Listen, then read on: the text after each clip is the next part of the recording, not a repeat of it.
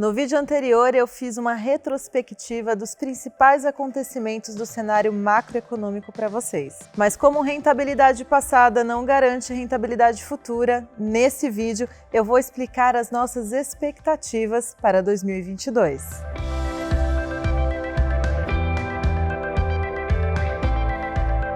Com a persistência da inflação e expectativas de desaceleração no crescimento nas principais economias mundiais, o cenário se torna mais desafiador para as economias emergentes. O presidente do Banco Central americano, Jerome Powell, mudou seu discurso para um tom mais hawkish, deixando o termo inflação temporária e assumindo um cenário de inflação persistente, o que leva à possibilidade para uma taxa de juros mais alta para a economia americana em 2022, impactando assim todas as outras e dificultando as coisas para o Brasil, pois os ativos de menor risco apresentam rentabilidade maior e se tornam mais atrativos aos olhos dos investidores. Com a redução da liquidez internacional, é esperado que tenhamos a manutenção do real muito depreciado frente ao dólar.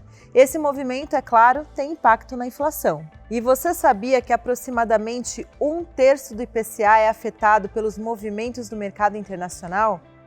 Pois é, esse movimento de depreciação do real, que expliquei anteriormente, causa uma inflação mais alta no cenário doméstico, pois os estímulos trilionários injetados nessa economia continuarão aquecendo a demanda internacional, o que leva o produtor brasileiro a exportar mais. Se por um lado o aperto monetário dificulta as coisas para o Brasil, por outro, a expectativa de crescimento menor das principais economias pressiona um pouco menos a inflação doméstica, pois os estímulos trilionários injetados nessas economias continuarão aquecendo a demanda internacional, o que leva o produtor brasileiro a exportar ainda mais, podendo inclusive diminuir a oferta doméstica, causando assim mais inflação. E falando de exportação, eu nem preciso explicar muito, não é mesmo? A expectativa de bons níveis de exportação e um crescimento menor da nossa atividade, o que impacta a importação,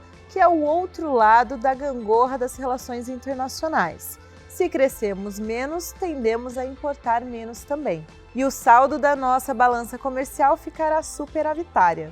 E vale lembrar que o cenário externo foi a mais bela foto do Brasil em 2021 e deve se repetir em 2022. Outro ponto importante é a questão da inflação advinda de serviços, setor na qual apresentou um crescimento expressivo na leitura do terceiro trimestre de 2021.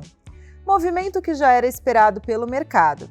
E pela teoria macroeconômica, mais crescimento, maior inflação. Entretanto, o nível de desemprego ainda continua alto e, consequentemente, a renda das famílias em patamares muito baixos. Um exemplo disso é a última medição do IPCA, que apresentou uma deflação para o grupo de alimentação fora do domicílio, o que não é comum nessa época do ano devido aos bônus, 13º e consumo no período festivo. Isso nos leva a crer que o crescimento para o setor de serviços seja menor do que o esperado pelo mercado no próximo ano. Com uma política monetária bem restritiva, vale lembrar que a nossa expectativa para a taxa de juros é de 12,25% para 2022, maior do que a projeção Focus.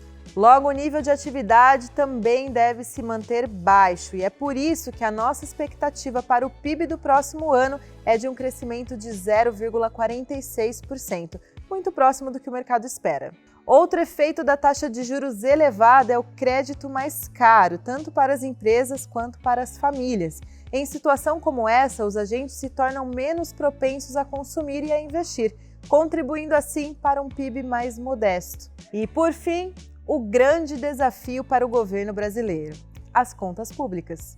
Mesmo com o remédio amargo da PEC dos precatórios sendo aprovada, segurar um orçamento em ano eleitoral não é tarefa fácil. Entretanto, o bom resultado das contas públicas, advindo de uma crescente nas receitas impulsionada por uma inflação mais alta e um nível de atividade maior no primeiro semestre de 2021, deu fôlego para o cenário fiscal.